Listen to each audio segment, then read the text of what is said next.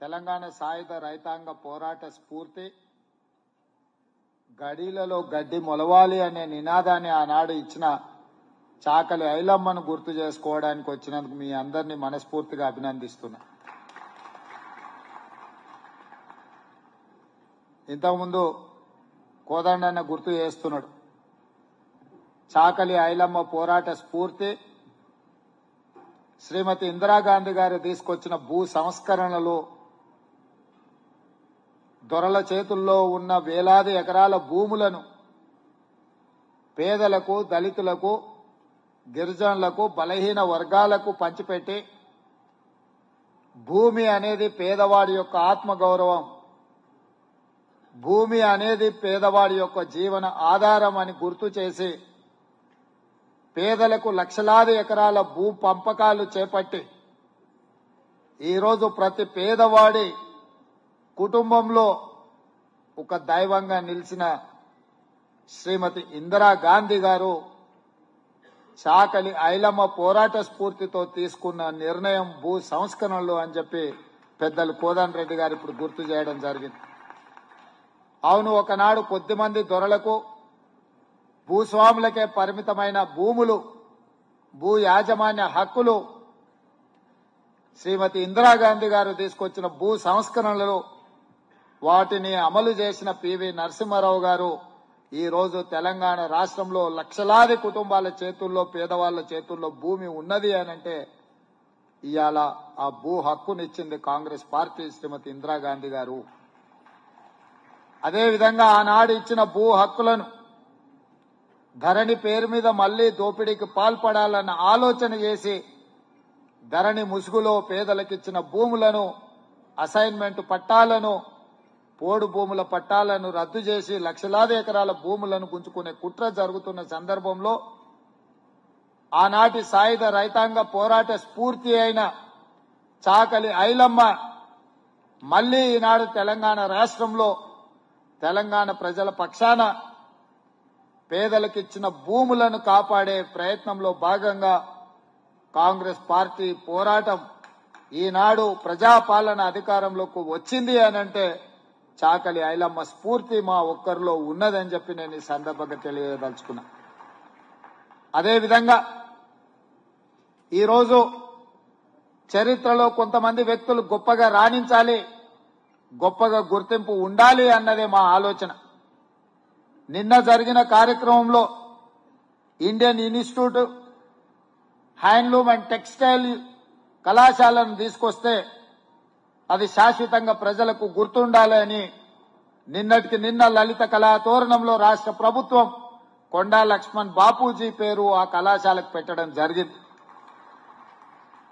Professor Jayashankar గారి పేరైనా లేకపోతే ప్రగతి భవన్ పేరు మీద గడీలను నిర్మించుకుంటే ఆ గడీలను పేదలకు అందుబాటులోకి తీసుకొచ్చి గడీల చుట్టూత వేసిన కంచెల్ని బద్దలు కొట్టి ఈరోజు ఏ పేదల కోసమైతే పాటుపడి బలహీన వర్గాల ఆదర్శమైన గొప్ప వ్యక్తుల పేర్లు పెట్టాలని హనుమంతరావు గారు నాకు చెప్పడంతో జ్యోతిరావు పూలే పేరు ఆ ప్రగతి భవన్ పేరు మార్చి ప్రజాపాలన తీసుకొచ్చి జ్యోతిరావు పూలే భవన్ గా దాని పేరు మార్చడం జరిగింది.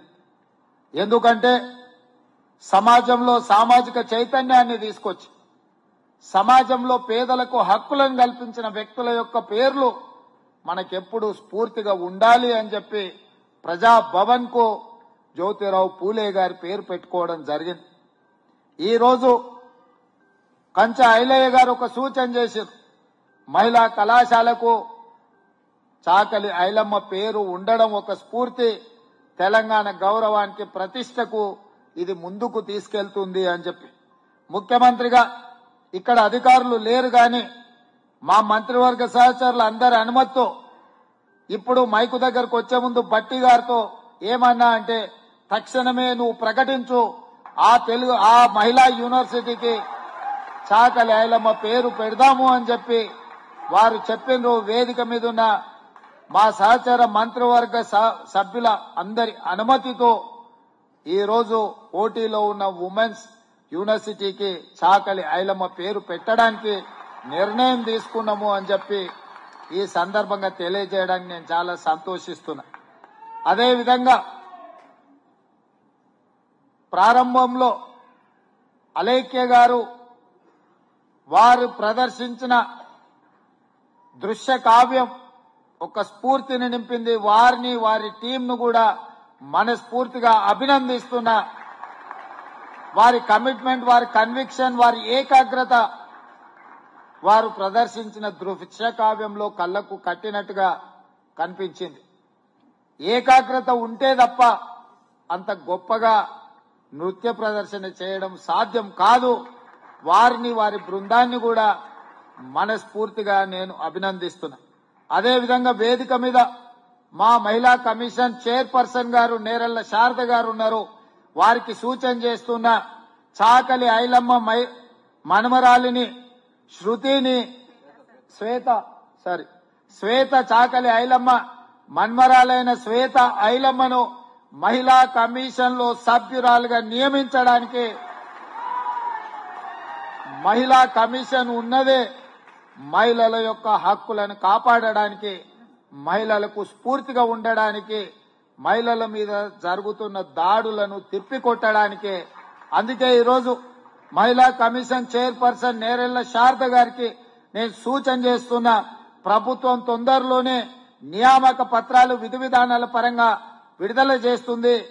చాకలి ఐలమ్మ మన్మరాల్ని మహిళా కమిషన్ సభ్యురాలుగా నియమించడానికి ఈ వేదిక మీద నుంచి రాష్ట్ర ప్రభుత్వం నిర్ణయం తీసుకున్నది. మాకు కావాల్సింది ప్రశ్నించే గొంతులు, ప్రజా సమస్యల మీద పోరాటం చేసి వాటిని పరిష్కరించే వాళ్లే ఈ ప్రభుత్వంలో ఉండాలనేది మా ఆలోచన.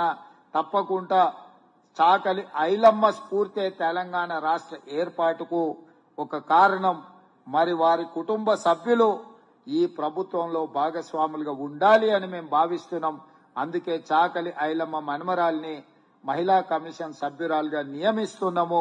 తప్పకుండా మహిళల హక్కుల యొక్క రక్షణకు వారు సంపూర్ణంగా, వారి మాటలను బట్టి నాకు చాలా గట్టి నమ్మకం ఏర్పడ్డది.